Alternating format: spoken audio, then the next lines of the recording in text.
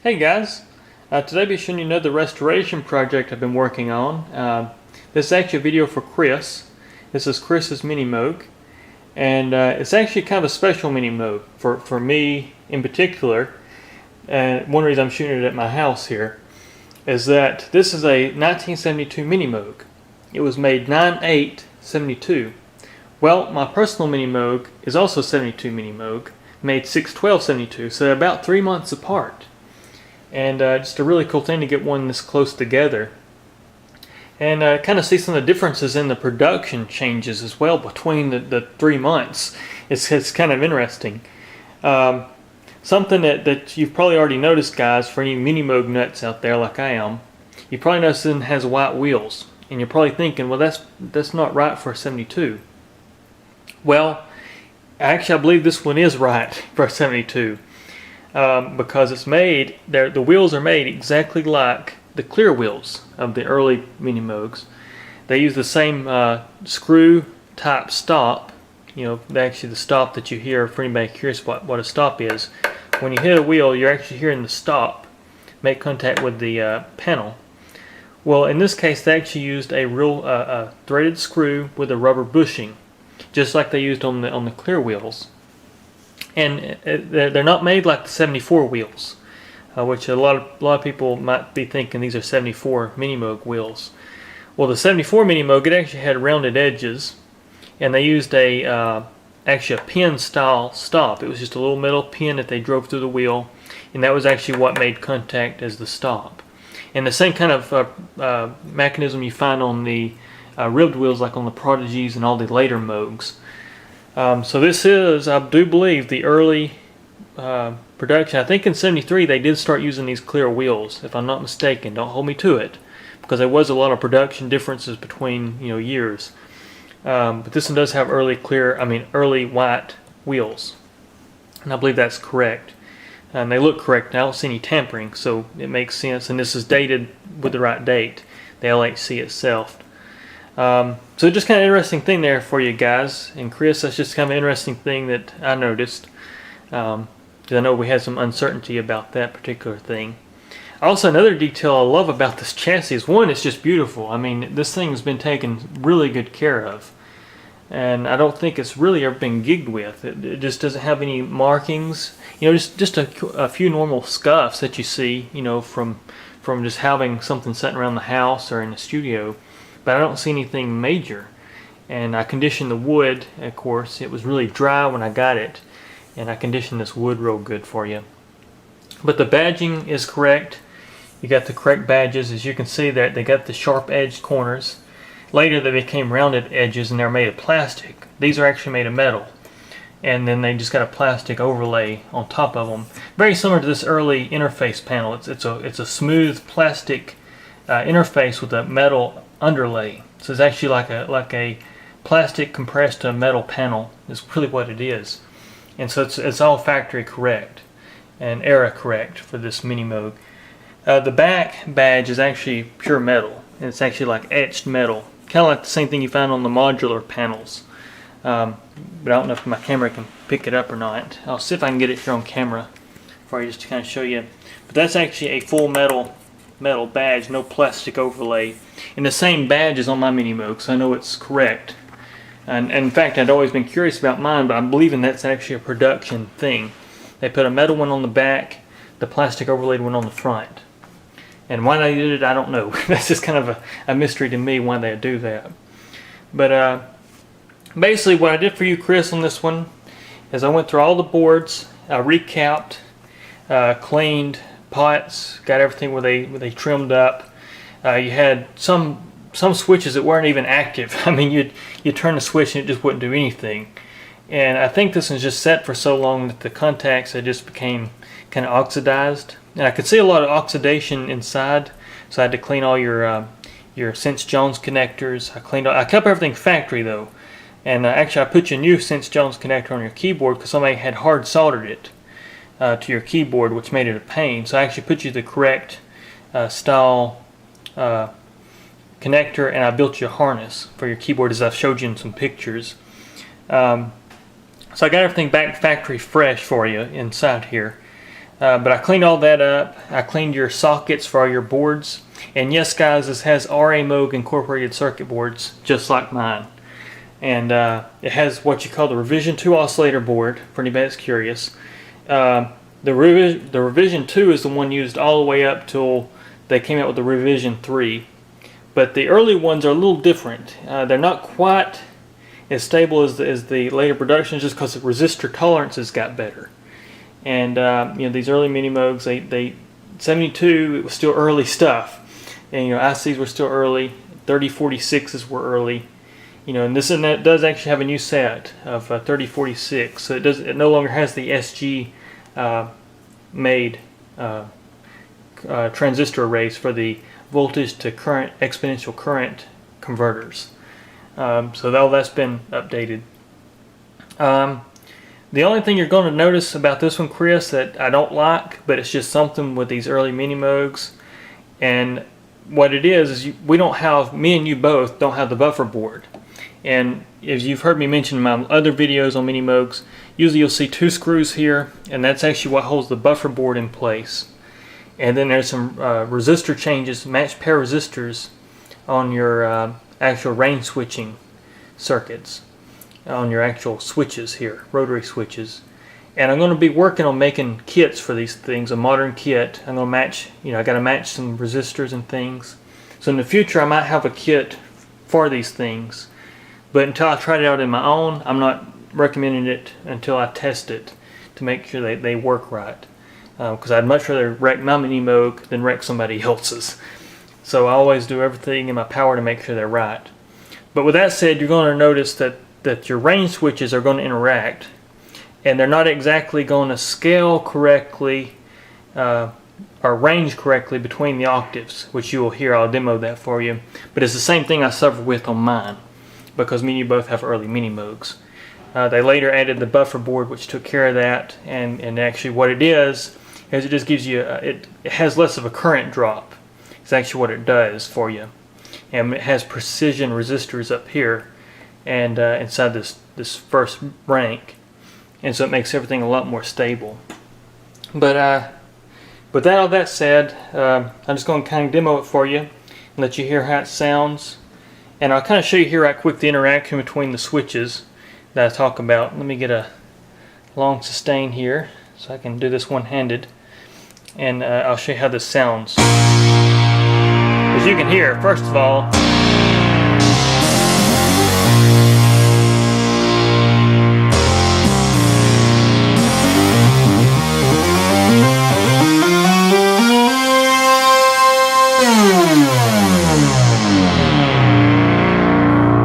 they sound great. These early Minimoogs are just really growly. They sound great. But what I'm going to show you right quick is now I'll show you this range switch. Let me turn off oscillator 3, and I'll show you that this is actually what happens. So you can hear it's already out of tune. So you just have to bump that wheel just a little bit.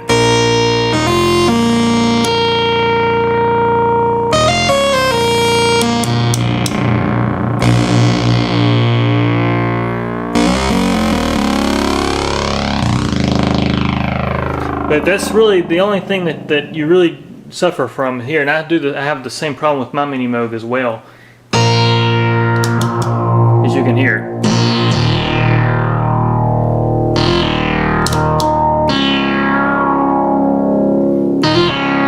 So you can hear it's nothing uncommon with these early Minimoogs, just kind of the nature of the beast without having the buffer board. And like I said, in the future I'm going to try to have a buffer board made. And if you ever want it, I'll contact you when I have it ready and tested, and we can install one for you. But I just kind of want to go over this for you, and I'm going to give you a good demo of it now and show you that everything is working right. And actually I forgot my tripod, so I'm using my Polymoog as the tripod here. And let me see if I can get this set up where we can see it. And maybe that'll work. Yeah, that works. So anyways, I'm just going to go over. I did the dead zone mod to this one, so you now got a dead zone mod for your pitch wheel. And what that does, guys, I mention this on every video because every Minimoog gets this mod if I get it through my shop. What it does, it gives you a true center position of your wheel, and it eliminates interaction in the center position. so you don't have any out of tune. Any out of tune problems are little sharps or flats within your wheel. So as you can hear,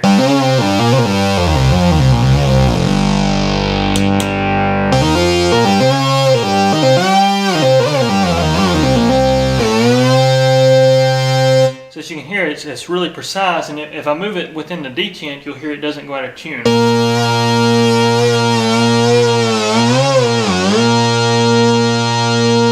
As you can hear, I can move it right there and it will not affect tuning, which that was the big issue with all Minimoogs. But anyways, I'll just kind of go through the oscillator, show you that all waveforms are working.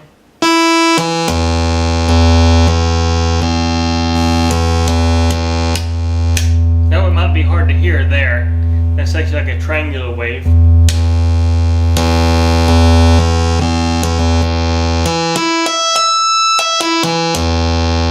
That's oscillator 1. Oscillator 2.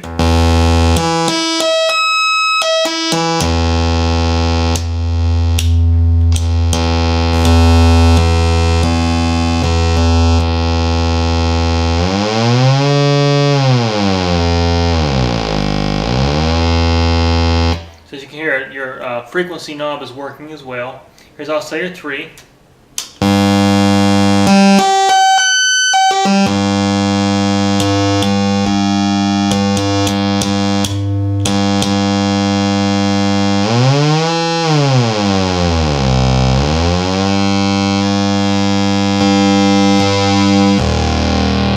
So as you can hear, all oscillators are working. Your filter works, your noise works. Well, I'll go through your filter here.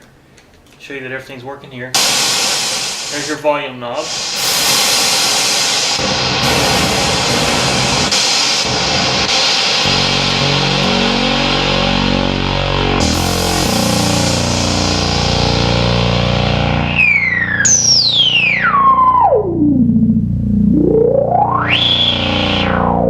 Your filter is working, of course. I'll show you that the filter ranges. I cleaned these pots in particular because they had no response. And so I actually took these pots apart and flushed the carbon track and the actual wiper and cleaned all that and re-lubed them, so they're in good shape now. But I'll just kind of show you how that sounds.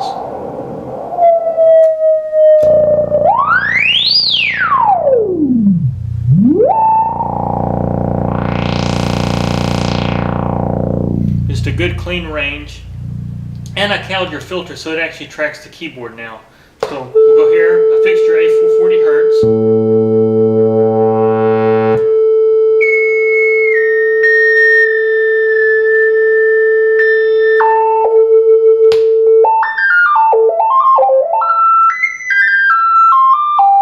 And actually all you're hearing there is just the filter. That's all you're hearing.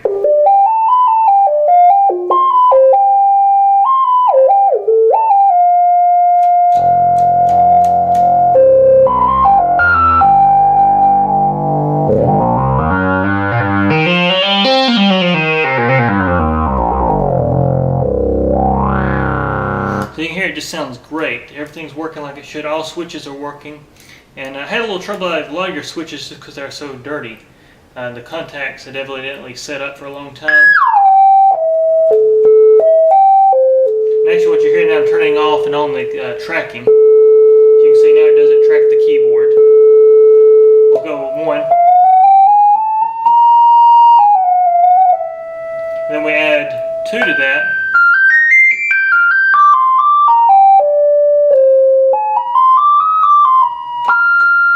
So all that's working like it should.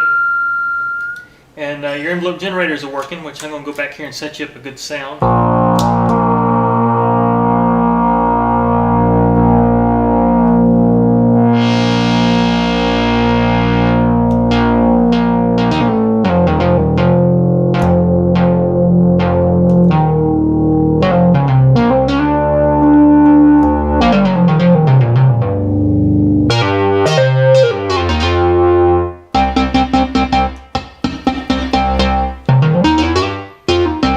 This is actually your loudness controller envelope. I'm setting the decay time to almost nothing.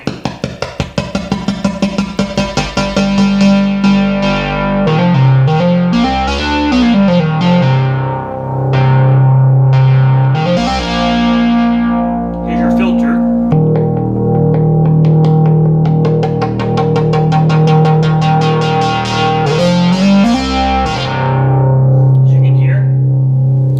your decay switch work.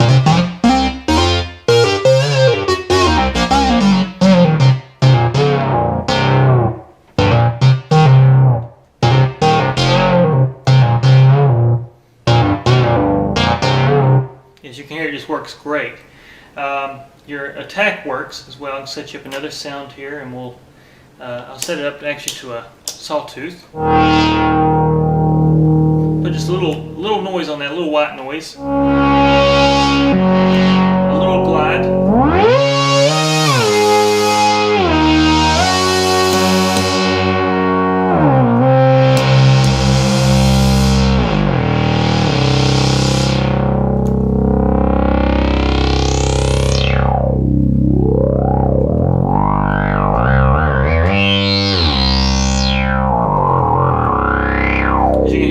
Great. And of course I'll show you modulation works as well. We'll turn off oscillator 3 tracking, turn it to a low source, and then we'll go here and we'll make that actually modulate the oscillators.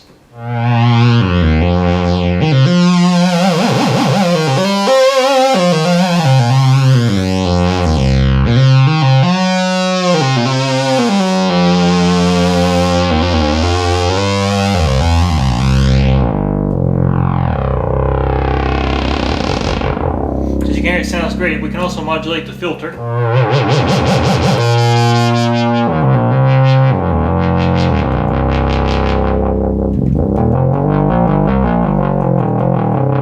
Change the waveform of that.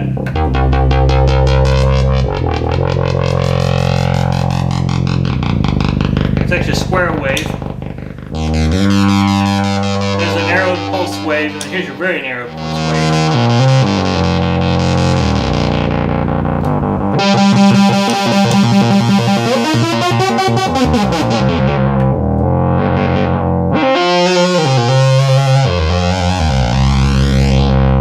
Just a really good sound, and of course you can see now it's playable. You don't have all these issues that you had when I got it.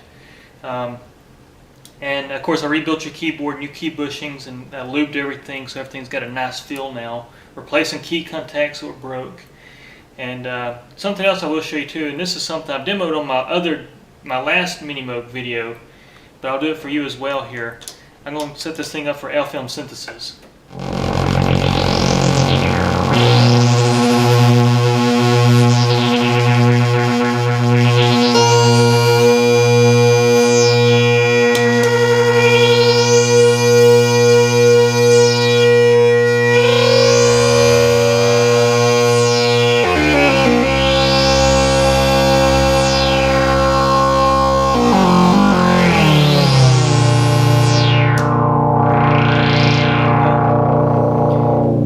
Here now. Of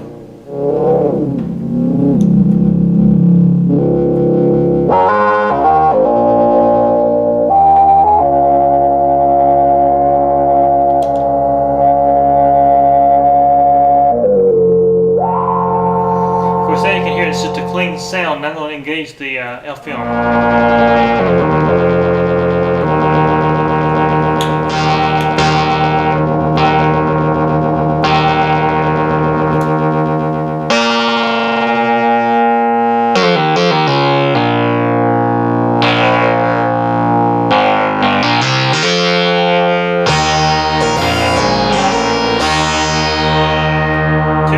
Together, it's just really powerful.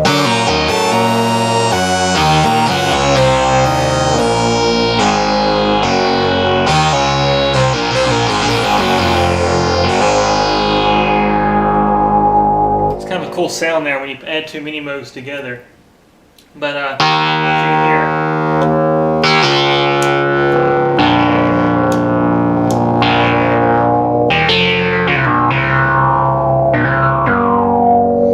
like I say, these old Minimoogs, they have a bite to them, and it's because resistor changes in the VCL, some component changes in the VCL in later production, and I mean these early ones, they just have a different sound.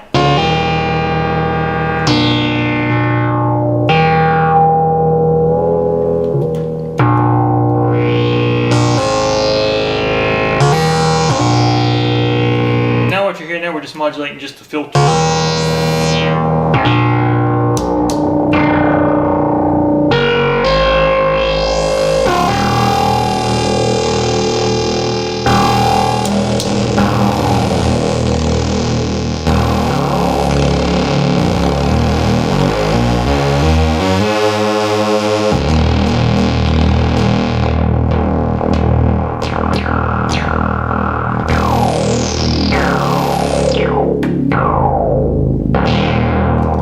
any modulation.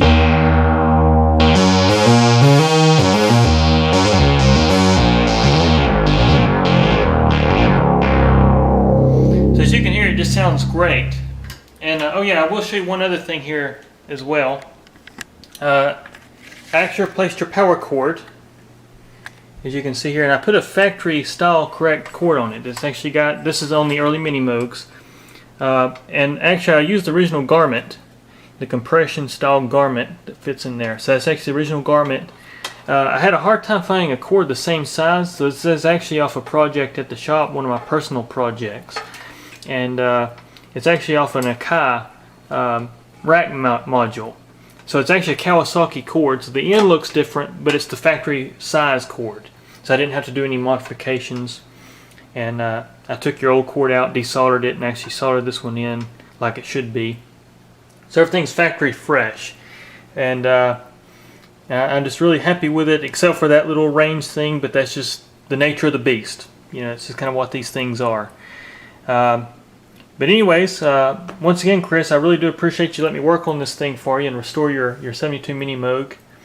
And oh yeah, I did also rebuild your headphone amplifier. That was one of the things I forgot to mention here. You had a lot of crackling in your headphones, and actually what it was, you had a transistor breaking down. And so replace the transistor, clean that up. Everything works great in your headphone amp as well now. Overload circuit works. I've tested all that out. But yeah, anyways, I believe you're going to be really happy with this one, Chris. It's a lot different instrument than what it was when I got it at my shop. And of course with this wood detailing and conditioning, it's just a really nice looking instrument again. But anyways, guys, once again, I appreciate everybody that watches my videos. Thank you very much. And Chris, thank you very much for giving me the opportunity to work on both your Micro Moog, which I didn't make a video of, I just didn't have time, and your Minimoog here. But anyways, I really do appreciate it, and thanks again, guys. Take care.